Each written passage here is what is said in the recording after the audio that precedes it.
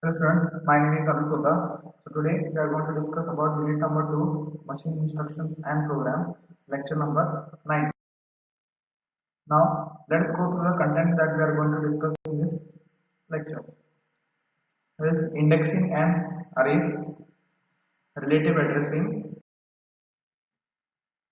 Now let's go through what's called as indexing and arrays. Now, first we'll go what is called as index mode. So, index mode is nothing but it can be defined as if the effective address of the operand is generated by adding a constant value to the contents of register. So, what it means? So, this register used may be either a special register provided for this purpose. So, as in last lecture we have seen how to calculate the effective address of the operand. So, it can be generated by adding a constant value to the contents of register. So, a 4 is a constant value, and if it is added to a register called as R1, that is the contents that are present in the R1. So, through that we can get the effective address where the operand is present. So if we do like this, that is called as index mode. So whatever register we use, it may be either a special register or it can be a set of general purpose register. So the register what we are using for index mode is called as index register. Now symbolically or syntax of the index mode is x in bracket ri.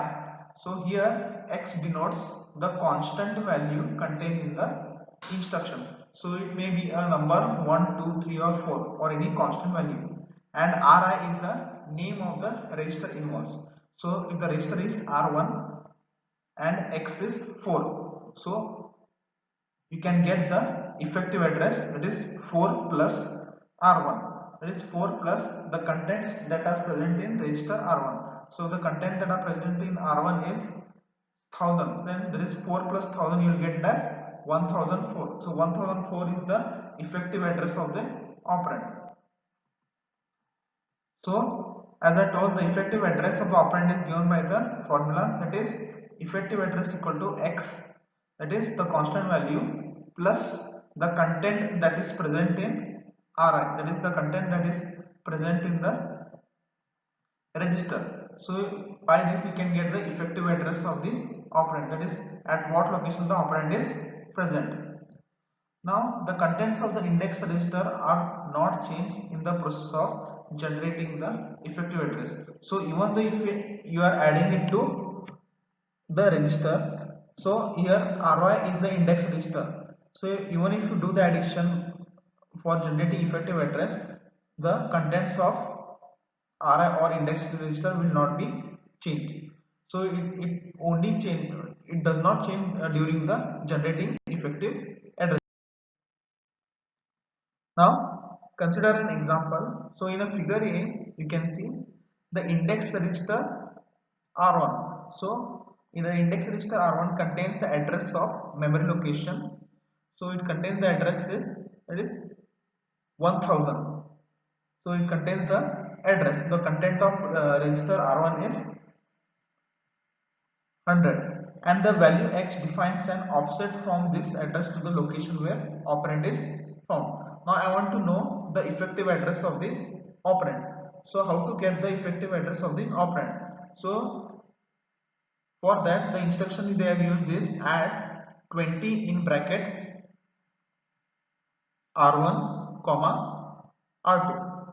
So what this does is add 20 in bracket r1. So 20 is the value that is present, that is the offset that is present, that is 20 bytes away from the address that is present in r1. Now in bracket r1 means the content that is present in r1, the content is present here is 1000. So 20 plus 1000, so 1020. So 1020 is the effective address, that is the address where the operand is present. So after getting the address, it is added to the value, to the contents of register R2. Now in figure B, you can see here the constant x will represent the memory address, and the contents of index register will define the offset to the operand. Now here it is the reverse. So the index register here, instead of containing memory location, it contains the offset. So here it is add 1000 in bracket R1 comma R2. So here 1000 is nothing but the address at which the R1 is present. It's a constant. In bracket R1 means the content that is present in R1. Now the content that is present in R1 is 20. So 1000 plus 20 is 1020. So that the effective address of this operand is 1020. So in both the cases, the effective address is sum of two values. In one of them, the one is explicitly given explicitly in the instruction itself, whereas other is stored in register. Now consider an example. So there is a consider a list of test score for students taken in a given course. So there is a subject for which we have taken a 3 tests for each student.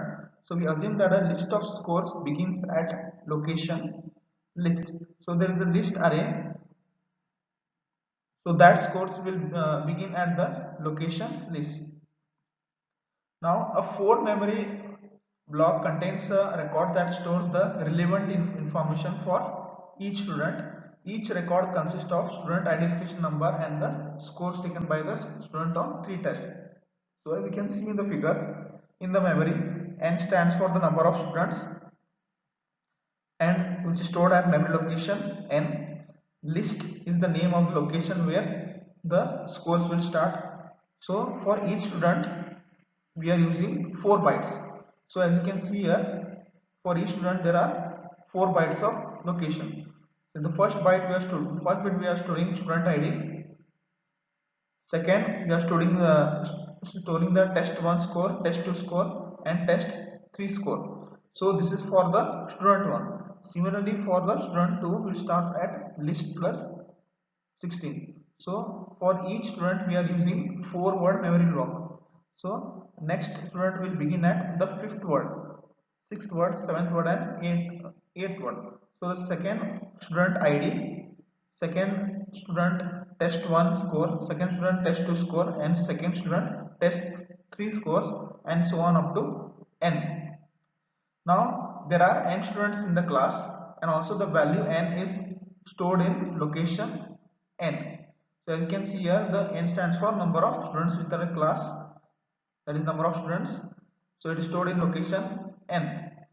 We assume that the memory is byte addressable. Also we assume the word length is 32 bits, means it is of 4 bytes. Now the list, the program for adding a test scores is as shown in the figure. So list represents a two-dimensional array having n rows and 4 columns. So assume we are having a n rows, that is n number of students, and 4 columns we are having. So each student will contain a ID and 3 test scores. So there will be 4 columns for each student. Now suppose we need to compute the sum of all scores obtained on each of the tests. So we want to compute the sum of all scores, that is of all students obtained in test 1, test 2 and test 3. So sums of the test 1 must be stored in location sum1. So all the sums of test 2 must be stored in sum2 and all the sums of test 3, all the additional the scores of test 3, that is addition of test 3 will be stored in sum 3. So how this goes in the body of the loop, we are using the index addressing mode, that is to assess each of the 3 scores in the student's record. So how to use the index addressing mode? So initially register R0 is used as a index register. So as I told, index register is one which is used in index addressing mode. So before the loop is entered, what we are doing is we are moving the list, that is list of students, that is the R0 will be pointing to the location of the first student, that is student ID will be the first student ID. So R0 will be pointing to the ID of the first student. So it contains the address of the list array. Now, on the first pass-through loop, the test scores of the first student are added to the sums held in registers R1, R2 and R3, which is initially cleared to 0. Now, first we are moving that is, the list will be R0 will be pointing to the student ID first, that is, ID of the first student. So we are clearing all the three registers. That is, we are deleting the previous contents of three registers. Afterwards, we are moving number of students into a register R4.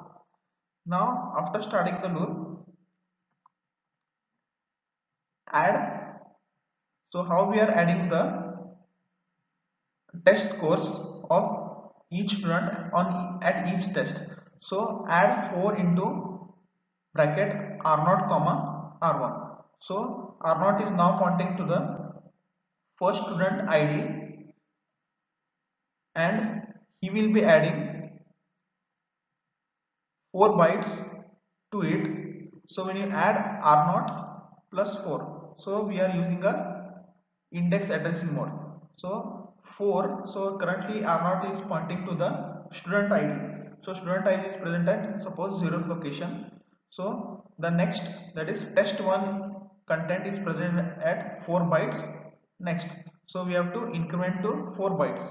So 4 plus, now effective address of the, if you want to get the effective address of the test1 score, so 4 plus R0. So R0, suppose if it is 0, 0 plus 4. So 4 is the effective address of the first student score.